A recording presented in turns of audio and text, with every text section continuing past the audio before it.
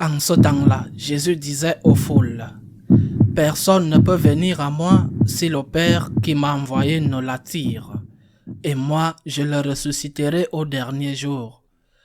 Il est écrit dans les prophètes, ils seront tous instruits par Dieu lui-même. Quiconque a entendu le Père et reçu son enseignement vient à moi. Certes, personne n'a jamais vu le Père, sinon celui qui vient de Dieu. Celui-là seul a vu le Père. Amen, amen, je vous le dis, il a la vie éternelle, celui qui croit. Moi, je suis le pain de la vie. Au désert, vos pères ont mangé la manne et ils sont morts. Mais le pain qui descend du ciel est tel que celui qui en mange ne mourra pas. Moi, je suis le pain vivant qui est descendu du ciel. Si quelqu'un mange de ce pain, il vivra éternellement. Le pain que je donnerai, c'est ma chair, donnée pour la vie du monde. Acclamons la parole de Dieu.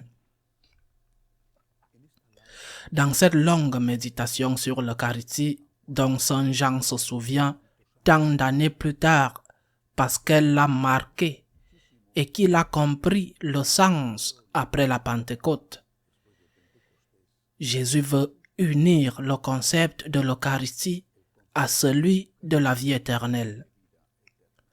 Lorsque les politiciens ou en général la publicité promettent quelque chose, ils sont presque toujours en train de tromper ou au moins de cacher une partie de la vérité.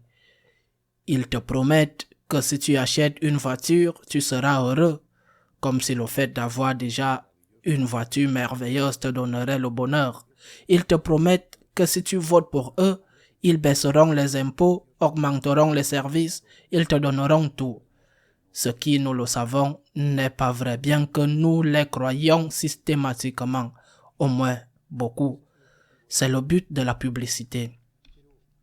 Mais cela nous a peut-être amené à nous méfier de toute publicité et à nous dire qu'ils essayent de nous tromper, de nous faire acheter leurs produits. Cela arrive aussi avec le Christ. Ça peut nous arriver. Le Christ est-il un publicitaire, un vendeur de poudre aux yeux, un politicien qui te dit « Si tu crois en moi, je te donnerai et je te donnerai et je te donnerai ». Quelle garantie avons-nous que le Seigneur, ce qu'il a promis est vrai? La plus grande promesse est certainement celle de la vie éternelle et la garantie est sa propre résurrection. Mais y a-t-il autre chose? Avons-nous une autre garantie? Le Seigneur parle de celui qui mange sa chair et boit son sang, de celui qui communie, de celui qui reçoit l'Eucharistie. Il dit qu'il ne mourra pas pour toujours. Je le ressusciterai au dernier jour. Est-ce vrai? Comment pouvons-nous le vérifier? Ou alors, pour le dire autrement, quel est le rapport entre l'Eucharistie et la vie éternelle? Qu'est-ce que la vie éternelle? La vie éternelle, c'est vivre pour toujours avec Dieu ou avec le diable. La vie éternelle que Jésus promet, c'est vivre pour toujours avec Dieu. Et quand nous communions, avec qui sommes-nous? Avec Dieu. La communion donc est un avant-goût de la vie éternelle. La communion faite correctement dans la grâce. Sinon, c'est un sacrilège épouvantable. Quand tu communies, tu es déjà avec Dieu. Tu es déjà ressuscité. Tu goûtes déjà à ce qui va être éternellement la présence de Dieu, la vision de Dieu, la communion la plus intime possible avec Dieu. C'est pourquoi il y a une relation entre l'Eucharistie et la vie éternelle, parce que l'Eucharistie est un avant-goût de la vie éternelle. C'est pourquoi quand tu mourras, si tu es en état de grâce, on ne doit pas oublier que quand tu mourras, si tu es en état de grâce, tu seras avec Dieu, avec l'Eucharistie, tu es déjà avec Dieu.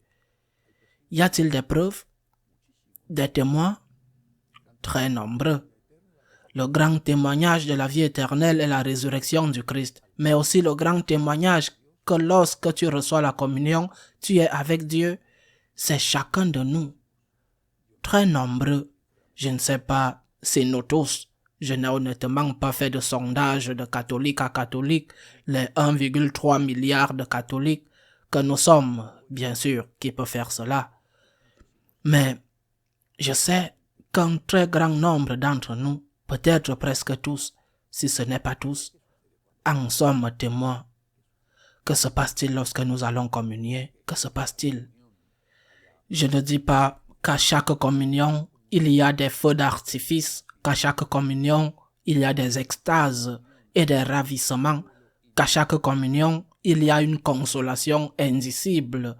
À chaque communion, non, peut-être de ta faute, mais nous en avons fait l'expérience de très nombreuses fois. Bien sûr, moi, oui. Et je suis convaincu que la grande majorité en a fait l'expérience. C'est que cela n'a rien à voir. On a beau dire, mais cela peut être une chose psychologique, une suggestion que tu fais, cela n'a rien à voir. Prendre un petit morceau de pain qui est aussi sans goût en communion n'a rien à voir. L'expérience de chacun de nous quand nous allons communier, et pas seulement une fois, et pas seulement à une certaine occasion, une circonstance spéciale que tu étais très enclin, d'innombrables fois, même dans les occasions où nous sommes allés communier avec une certaine inertie, avec une certaine routine, c'est que c'est vraiment toucher le ciel, faire l'expérience du ciel, sentir, même sensoriellement, la présence de Dieu en toi, que quelque chose d'extraordinaire t'arrive, quelque chose de merveilleux t'arrive. C'est le Christ qui est entré en toi. Il te touche de l'intérieur. C'est une étreinte intime. C'est une couverture de caresses, d'affection ou de baisers, de dorlotement, de tendresse, qui n'a rien à voir avec d'autres, avec aucune autre expérience que tu peux avoir. Recevoir la communion, c'est déjà au ciel. C'est être déjà au ciel. Recevoir la communion dans la grâce, recevoir la communion dans le péché. Quoique disent beaucoup de prêtres, recevoir la communion dans le péché, c'est être en enfer, parce que c'est un horrible sacrilège. Recevoir la communion dans la grâce, c'est être au ciel, et nous le vivons, et nous en sommes témoins. Il n'y a rien de comparable à l'Eucharistie.